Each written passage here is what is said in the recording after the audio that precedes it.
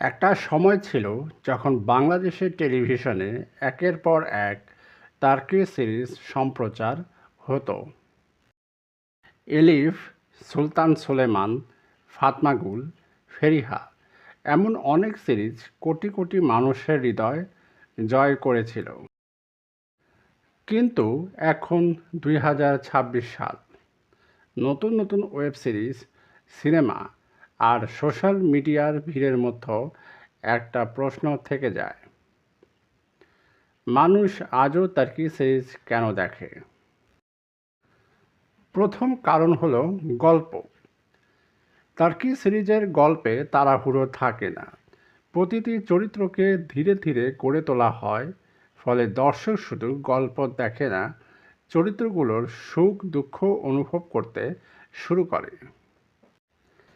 দ্বিতীয় কারণ হলো আবেগ। পরিবার, ভালোবাসা, বন্ধুত্ব, ত্যাগ, বিশ্বাসঘাতকতা এসব অনুভূতি এমনভাবে দেখানো হয় যা অনেক দর্শক নিজের জীবনের সাথেও মিল খুঁজে পান। তৃতীয় কারণ অভিনয়। ব্যারেন সাত, হালিদ এরগেন্স, কিভান্স তেতলুক, জান ইয়ারমান, তুবা বইয়োকুস্কুস্তন এমন অনেক অভিনেতা অভিনেত্রী তাদের অভিনয়ের মাধ্যমে চরিত্রগুলোকে জীবন্ত করে তুলেছেন। সর্বশেষ ও চতুর্থ কারণ হল দৃশ্যায়ন। ইস্তাম্বুলের সুন্দর রাস্তা, সমুদ্র, ঐতিহাসিক প্রাসাদ আর মনোমুগ্ধকর লোকেশন সব মিলিয়ে টার্কি সিরিজ দেখতে আলাদা এক অনুভূতি হয়। আরেকটি বড় কারণ হলো সঙ্গীত। অনেক সময় একটি দৃশ্যের চেয়ে তার ব্যাকগ্রাউন্ড মিউজিক দর্শকের মনে বেশি দিন থেকে যায়।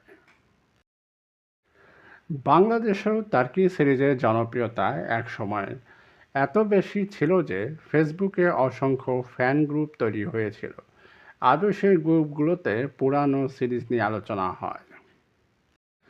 তবে শুধু পুরনো দর্শকই নয়, নতুন প্রজন্ম এখন ইউটিউবে, বিভিন্ন স্ট্রিমিং প্ল্যাটফর্মে এবং সোশ্যাল মিডিয়ার মাধ্যমে টার্কি সিরিজ দেখতে শুরু করেছে। তবে সব সিরিজ সবার ভালো লাগবে এমন নয়। আমার মতে টার্কি সিরিজের সবচেয়ে বড় শক্তি হলো এগুলো চরিত্র এমনভাবে তৈরি করে যাতে দর্শক তাদের কথা অনেক দিন মনে রাখে। আপনার কি মনে হয়, আপনি এখনও টার্কি সিরিজ দেখেন?